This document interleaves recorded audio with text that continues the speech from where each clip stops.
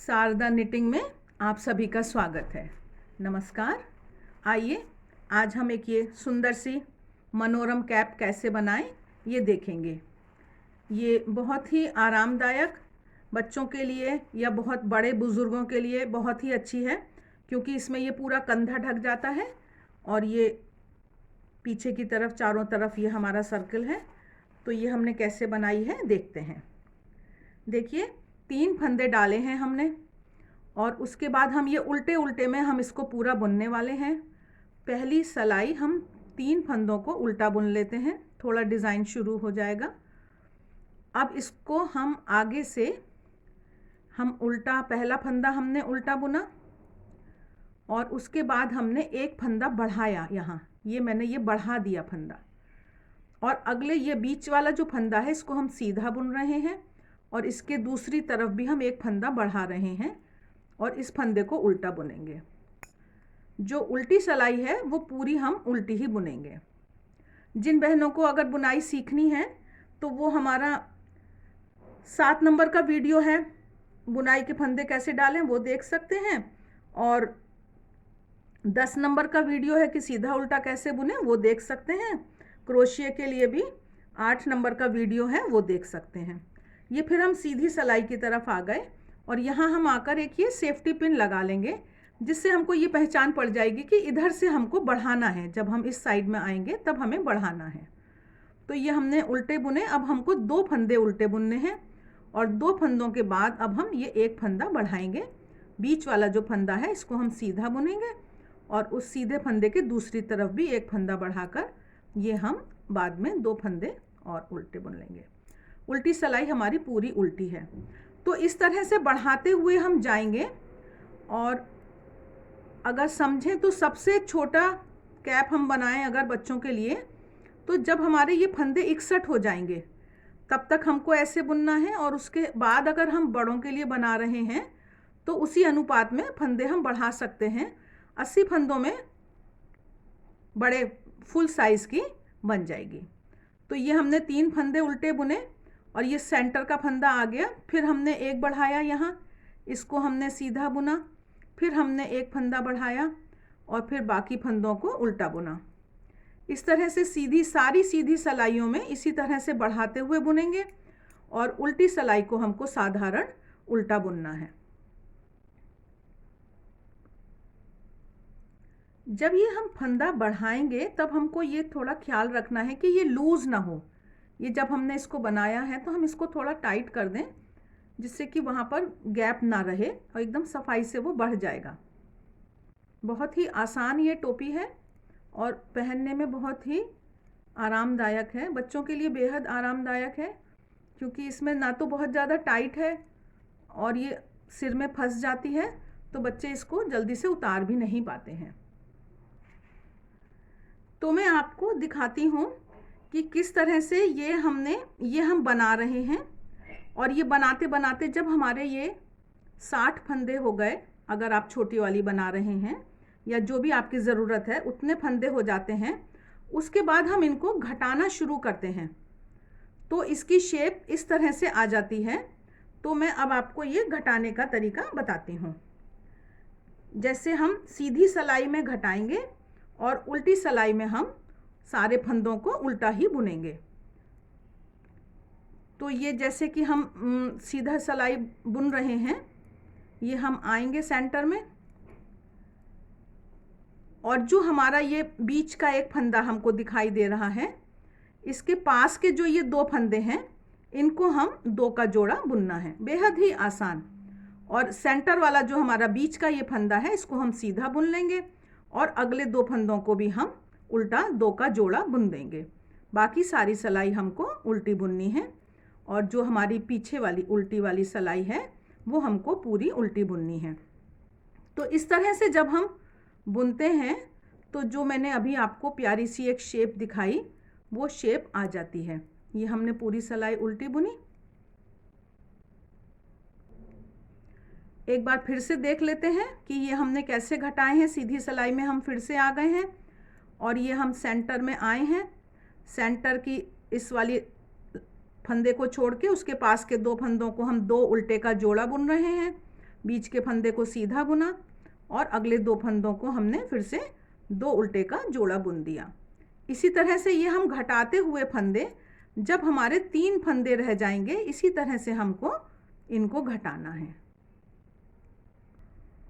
जैसे हम ये लास्ट में आए हैं तो ये 2 फंदों को हमने उल्टे में जोड़ा किया, इस एक को बुना और फिर ये अगले 2 फंदों का जोड़ा कर दिया। अब 3 फंदे रह गए हैं हमारे। इन तीनों फंदों को हम एक साथ मिलाकर भी जोड़ा कर सकते हैं, इसमें कोई परेशानी की बात नहीं है। तो ये हमारा ऐसे करके ये हमारी देखिए ये हमारी शेप आ गई, जो वो कैप की शेप है ये हमारी शेप आ गई। अब हम आगे क्रोशिया का, यहाँ पे हम इसे बंद कर देंगे, उसके बाद हम आगे का काम कैसे करेंगे ये मैं आपको दिखाती हूँ। ये हमने यहाँ से ऊन निकाल के बंद भी कर दीजिए और इसी ऊन से हम फिर आगे क्रोशिया का काम शुरू करेंगे। ये देखिए जैसे ये हमारी टोपी बन गई है। अब तो यहाँ हमने क्रोशिया का काम शुरू करना है। तो ये जो दोनों छोर हैं इनको हम बांध लेते हैं। ये दोनों को हमने ऊन को बांध लिया, थोड़ी सुविधा रहती है इससे। और जो हमारी गोले वाली ऊन है अब उससे हम यहाँ पर क्रोशिया का काम शुरू कर रहे हैं। तो हम शुरू में 3 चेन लेकर और यहाँ पर एक हमने डबल क्रोशिया बनाया। उसके बाद हम अभी और कुछ नहीं ले रहे हैं, ये हमारे 2 डबल क्रोशिया हो गए। तो इसी तरह से हम 2 डबल क्रोशिया लेंगे और थोड़ा आगे जाकर फिर 2 डबल क्रोशिया लेंगे। पहली लाइन हम इसी तरह से पूरी करेंगे अपनी। 2 डबल क्रोशिया एक ही जगह से उठाए हैं हमने, थोड़ा गैप छोड़ा और यहाँ पर हमने 1 डबल क्रोशिया बनाया और फिर यहीं पर हमने दूसरा डबल क्रोशिया बनाया। तो इस तरह से थोड़ा गैप छोड़ते हुए 1 डबल क्रोशिया और सेम जगह पे दूसरा डबल क्रोशिया। ये पहला सर्किल 2 डबल क्रोशिया एक ही जगह बनाते हुए हम यहाँ पर आए और ये हमने पहला सर्किल पूरा कर लिया है। अब जो हमने ये 3 चेन बनाई थी शुरुआत में, उस दोनों डबल क्रोशिया उन दोनों चावलों के बीच में हम जाएंगे और यहाँ पर अब हम 4 डबल क्रोशिया एक ही जगह में बनाएंगे। ये हमने 4 डबल क्रोशिया दोनों चावलों के बीच में, 2 डबल क्रोशिया के बीच में बना लिए और जो हमारा अगला वाला है उसमें भी हम 4 बना लेते हैं। तो इस तरह से जो ये हमारा ये जो फैला हुआ है ये, इसको जिसको हम घेर कह सकते हैं, अब हम ये बनाने की तैयारी कर रहे हैं। तो इस तरह से दूसरा राउंड हम बनाएंगे। हमने यहाँ पर सर्किल बंद नहीं किया है, अब हम लगातार कंटिन्यूटी में अब हम गोल गोल घूमते जाएंगे। तो ये सेकंड राउंड इस तरह से हमें पूरा करना है।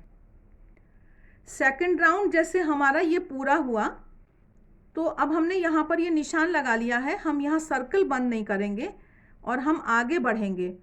अब हमें थर्ड राउंड में हम यहाँ पर जो हमारे 4 डबल क्रोशिया थे, 4 चावल थे, उनके बीच में 2 के बाद में हम फिर 2 हमने ये डबल क्रोशिया बनाए, चावल बनाए और 1 चेन ली और उसके बाद हमने यहाँ पर फिर ये 2 डबल क्रोशिया बनाए। इस तरह से अब हम अगली बार जो हमारा अगला फूल है 4 डबल क्रोशिया का, उसके बीच में जाएंगे और यहाँ पर हम 2 डबल क्रोशिया, 1 चेन और 2 डबल क्रोशिया। इस तरह से ये तीसरा राउंड हम पूरा करेंगे। तो अब ये आपको बात समझ में आ रही होगी कि ये हम इसको फैला रहे हैं, ये जो हमारा घेर है ये फैलेगा और इसके लिए हम तीसरे राउंड में यहाँ पर 1 चेन ले लेंगे, जो हमारे 2 फूल हैं उनके बीच में 1 चेन ले लेंगे। और इसी तरह से एक और भी ट्रिक होती है कि जैसे अभी मैं ये 2 mm के क्रोशिया से बुन रही हूँ जो पतला है, और फिर जब मेरा घेर बढ़ता जाएगा तो इन्हीं 4 डबल क्रोशिया और 1 चेन को अगर मैं मोटे 4 mm के उससे अगर बुन दूंगी तो वो अपने आप ही ढीला हो जाता है, फैल जाता है। तो इस तरह से हम इसको फैलाएंगे। इसी तरह से इसको हम फैलाते हुए अब हम और बड़ा करना चाहते हैं तो हमने यहाँ पर 1 चेन लेकर और ये जो हमारा फूलों का क्लस्टर था चावलों का, इसमें हमने 3 डबल क्रोशिया, एक चेन और 3 डबल क्रोशिया, ऐसे हम लास्ट वाले में कर रहे हैं।